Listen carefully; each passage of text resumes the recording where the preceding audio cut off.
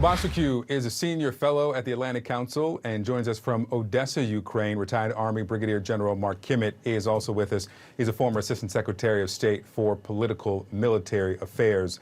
Gentlemen, welcome to you. Michael, let me start with you. Once there was that explosion on the Kerch Strait Bridge, was this expected? I mean, is this a surprise at all? Good to be back with you. Yeah, I think so. As I stated in my CNN opinion piece today, I think despite all the jubilation that took place here in Odesa and elsewhere in Ukraine after that explosion, deep down, people knew that there would be retaliations. That's just the Russian playbook. And, you know, I got to say, I mean, we all watched the images today. It's hard to believe that we are in 2022. The capital of a thriving democracy, as well as many other cities here in Ukraine, are seeing such bloodshed, striking during the middle of the commuter hour in many, many cities. I got to tell you, echoing what Fred was saying, I talked to a lot of my Ukrainian friends today, and all this did was just embolden them. They said, it's nothing like the beginning of the war when we were a little bit afraid. Now they're saying we have to press to the end, and indeed, one Ukrainian official at least said recently, let's go for Crimea by the end of the year. We at least will have to have entered Crimea. So I think it's a huge miscalculation on the part of the Kremlin. Let me come to you, General, on the embarrassment, the practical loss of this bridge, and why even after the counteroffensive losses territorially didn't get this type of response, but the Kerch Strait Bridge did. Yeah, well, I think Michael has it right that this is more of a personal insult to Vladimir Putin than battlefield losses. Unfortunately, I think it's taking us into a new campaign that could be President Putin's next playbook, as Michael said. And that's going from a tactical bombing campaign for battlefield targets, moving to a strategic bombing campaign against civilians, infrastructure, and government centers. Does he have the equipment, the smart bombs, those guided missiles, to be able to pull that off? Well, strategic bombing doesn't necessarily require that. What it requires is a lot of heavy bombers, a lot of dumb bombs. Again, strategic bombing is more of a terrorist operation than a military operation. So to a great extent, dumb bombs, unguided bombs, are more effective in terrorizing the civilian population than the precise weapons that we've been seeing in this tactical battlefield so far. You write about this, Michael, in your piece, the terror element of this, that it's not just that he hit these cities, he hit Lviv. He hit Kyiv, where businesses had opened, and I can't say life got back to normal, but they were, as you write, roaring back. What's the significance? Yeah, and not only that, Victor, also today it was kind of hidden in the headlines. 3 of those missiles violated Moldova airspace, really causing panic there. The Russian ambassador was summoned.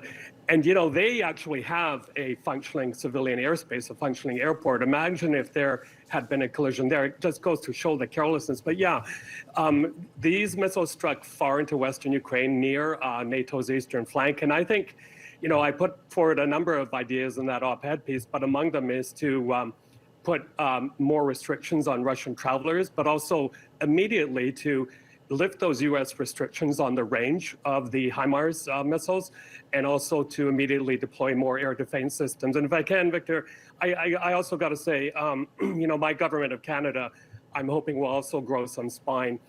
Aside from things like expelling Russian diplomats who engage almost every day in misinformation.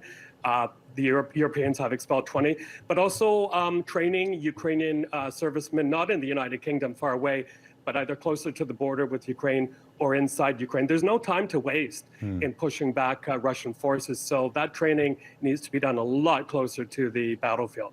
General, what do you think about what you just heard from Michael, specifically adding those longer range missiles to the arsenal provided to the Ukrainians?